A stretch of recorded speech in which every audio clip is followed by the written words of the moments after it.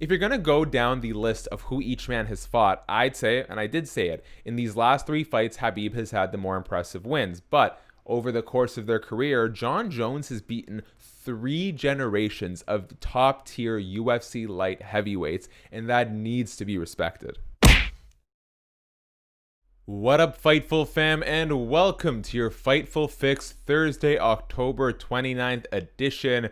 We're going to take a look at the arguments for who the pound-for-pound best fighter is right now, Jon Jones or Khabib. Plus, UFC 254 buy rates are in, and the Mike Tyson versus Roy Jones Jr. press conference took place earlier today. Now, before we get started, if you could please hit subscribe and tap that notification bell. It goes such a long way to helping the channel grow, and a like on this video never hurts either, and we thank you so much for your support. Now, first up, ever since UFC 254 came to a conclusion, the conversation has been raging on. Who is the pound-for-pound top fighter in the UFC? Is it Khabib or is it Jon Jones? Plus, who's the greatest of all time? Is it Khabib? Is it Jon Jones? Is it George St. Pierre? Is it Anderson Silva? Well, let's sort of get into the nitty-gritty of that discussion. This isn't going to be some sort of full-length breakdown. We need more than the 8 to 10 minutes that this show usually runs, but I kind of want to lay out some of the misinformation that goes around when it comes to having this discussion.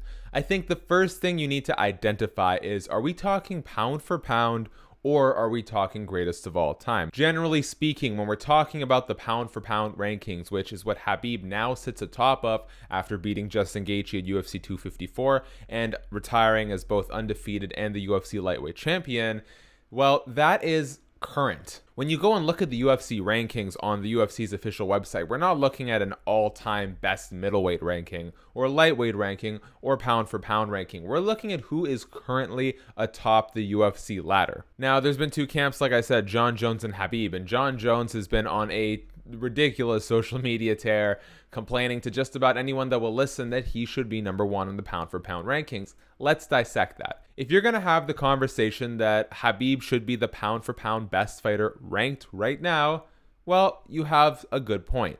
It's not definitive. You can make the case for Jon Jones, but it is fair to say Khabib is in the running for best pound for pound fighters right now. Now, if you want to have a conversation for who is the pound for pound greatest of all time, you may have a harder case to make for Khabib, and I think this is where Jon Jones's gripes start to make a little more sense. Now, if we're just looking at, recent success in the cage, let's see how these 2 guys compare. In his last 3 fights, Jon Jones has beat Anthony Smith via unanimous decision, Thiago Santos via split decision, and Dominic Reyes via unanimous decision, albeit many people thought that Reyes should have gotten the nod. By contrast, in his last 3 fights, Khabib has beat Conor McGregor, Dustin Poirier, and Justin Gaethje, all via submission. Furthermore, all 3 of those fights took place between 2018 and 2020. So if you're going to look at both men's recent success, who has achieved more? I'd argue it's Khabib by a significant margin. Now, if you're going to put those 3 names next to each other, let's ignore the obvious difference in weight classes, power, etc.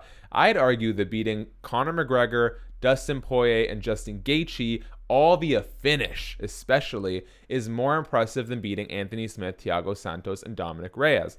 Now, you may argue to the counter, but I think that's a fair stance to take. Furthermore, it really is important that Khabib not only won those fights, but won them decisively. Not only did he get a finish, but he was dominant against all 3 men. Meanwhile, you have Jon Jones, who came pretty close to losing the title in both the Dominic Reyes and Thiago Santos fights. Plus, and I know this shouldn't be a factor that goes into rankings, but there's recency bias and emotions are high. Khabib retired atop the UFC lightweight ladder. He did so mostly in honor of his late father and his mother's wishes.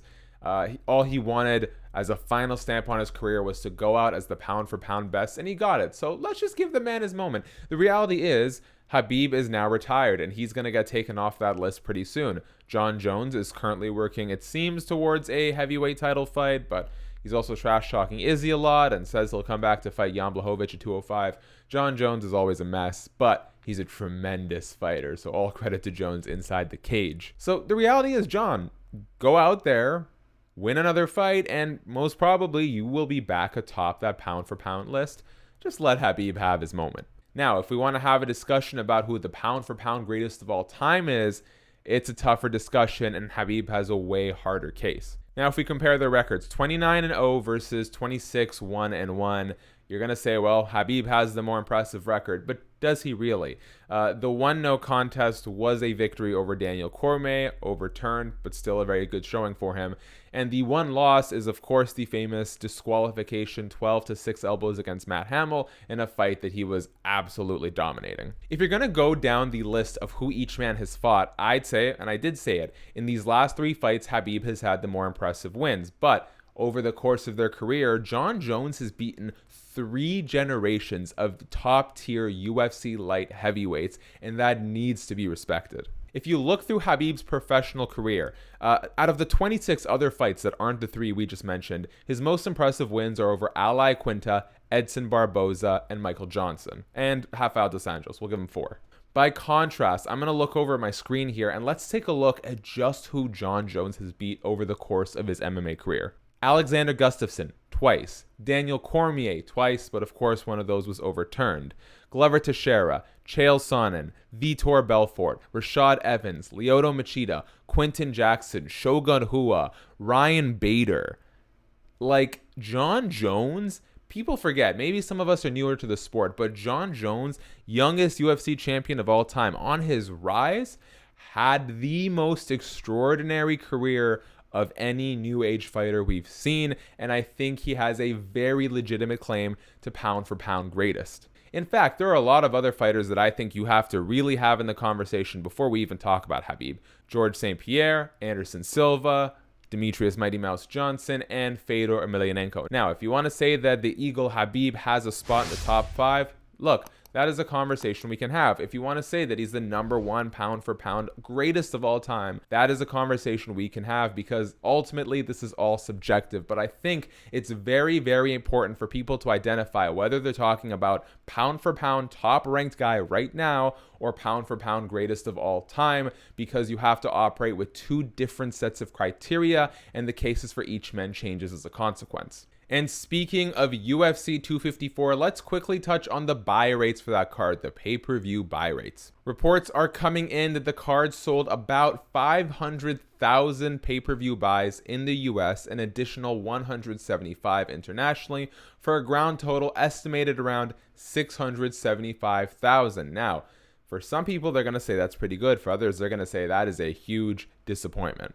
Word going around the street, especially from UFC President Dana White, which, I mean, he's a promoter, he's going to say what he wants to say, was that Khabib versus Justin Gaethje was on track to possibly being the biggest UFC pay-per-view of all time. That definitely did not happen. Not only did it not come nearly close to the 2.4 million pay-per-view buys for Khabib versus Conor McGregor at UFC 209, it wasn't even the most highly purchased pay-per-view of this year. It wasn't even close. At 675,000 buys, Khabib versus Justin Gaethje, UFC 254, is the 5th most purchased pay-per-view of 2020 for the UFC. It falls behind UFC 251, Kamaru Usman versus Jorge Masvidal. It falls behind UFC 246, Donald Cerrone versus Conor McGregor. It falls below UFC 253, Israel Adesanya versus Paulo Costa. And it falls short of UFC 249, Justin Gaethje versus Tony Ferguson. So, what does this mean? Actually, if you want to look at it as, wow, this card was so hyped, Khabib was said to be such a major global superstar, then yes, you would consider 500,000 to 675,000 buys a disappointment. But the card had a lot of things going against it, primarily that it was on in the morning and early afternoon, something that US buyers are not super familiar with. In fact, I know a lot of people who are sort of, peripheral MMA fans. They kind of border on the outside and sneak in when it comes to Conor McGregor, Khabib, Jorge Masvidal, Izzy, that lot of fighters who messaged me like partway through the card being, hey, what time does the fight start tonight? And I'm like, bro, Khabib's on his way to the cage right now. So you have to imagine a lot of people missed out on this fight just because they weren't familiar with the fight time and assumed that it would start in the evening, early afternoon like it typically does. In fact, I know people in the combat sports industry who may not cover MMA on a regular basis who were shocked and surprised and only found out a few days before that UFC 254 was an early start. And very quickly, as we wrap up, let's touch on Mike Tyson versus Roy Jones Jr. They are set to fight in an exhibition boxing match on November 28th in California. The undercard includes Jake Paul versus former 3-time NBA Slam Dunk champion Nate Robinson, as well as an appearance by Badu Jack. The press conference was pretty good, actually. It was very well set up. They had really nice cameras on all of the boxers taking part in the fight, including former MMA fighter Rashad Coulter. And it was hosted by ESPN's Ariel Helwani, who did a smack dab job and featured a number of people from the combat sports media asking questions, including Kevin Iole of Yahoo Sports. Cole Shelton of BJ Penn was there. I think I saw Louis McKeever of SB Nation on there too. It was great to see all of my media comrades on a call that boasted names like Mike Tyson. And as much as it's not my cup of tea, even YouTube sensation Jake Paul. The press conference was pretty good. Roy Jones and Mike Tyson were very complimentary of one another and expressed how much fun this was for both of them to get back in there and put on a good showing and work hard. And I'd say the most sort of WWE-esque lowbrow entertainment of the entire press conference came from the expectedly terrible trash talk that Jake Paul levied against Nate Robinson. Shout out to Robinson, though, who stayed very composed and just seems to look forward to getting in there and boxing Jake Paul. And that is all for today's Fightful Fix. Let me know in the comments section, where do you think Jon Jones versus Khabib sits on the pound-for-pound active fighter list and the pound-for-pound of all times list? If you like this video, the best way you can help our channel grow, hit subscribe, tap the notification bell, and maybe leave us a like. For Fightful MMA, I'm Shaquille Majuri, and stay tuned for everything Fightful and so delightful.